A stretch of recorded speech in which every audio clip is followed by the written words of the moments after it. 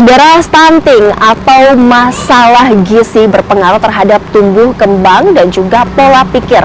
Lalu seperti apa strategi penanganan percepatan penurunan stunting di Sulawesi Selatan?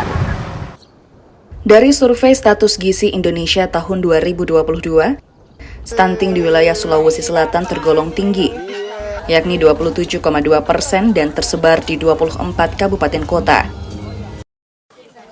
Persentase ini di atas rata-rata nasional 21,6%. Kabupaten Pangkep menjadi salah satu daerah di Sulsel dengan angka stunting pada anak yang cukup tinggi dan masuk 12 kabupaten kota di Sulsel yang mengalami peningkatan prevalensi stunting dari tahun 2021 hingga 2022. Di tahun 2023 tidak ada lagi survei SSGI tetapi adanya SKI, Survei Kesehatan Indonesia. Mudah-mudahan di Sulawesi Selatan bisa turun stuntingnya.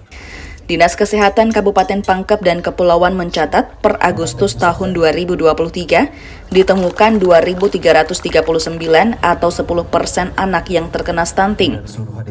Tingginya angka ini disebabkan kurangnya konsumsi pangan yang beragam, makanan bergizi dan seimbang. Di Desa Bulu Candea, Kecamatan Bungoroh misalnya, mayoritas warganya yang berprofesi sebagai nelayan memilih menjual hasil tangkapannya dibanding mengkonsumsinya. Menjawab permasalahan ini, pemerintah setempat mendirikan rumah dasyat atau rumah dapur sehat anak stunting.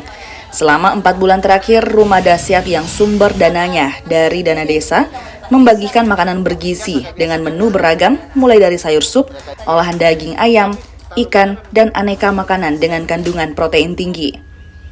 Pemberian makanan tambahan yang diolah ibu-ibu PKK dan disalurkan ke anak stunting dan ibu hamil. Bersama tim pendamping keluarga mulai dari bidan, penyuluh KB dan kader PKK, berjibaku mengedukasi warga pesisir tentang pentingnya kebutuhan gizi.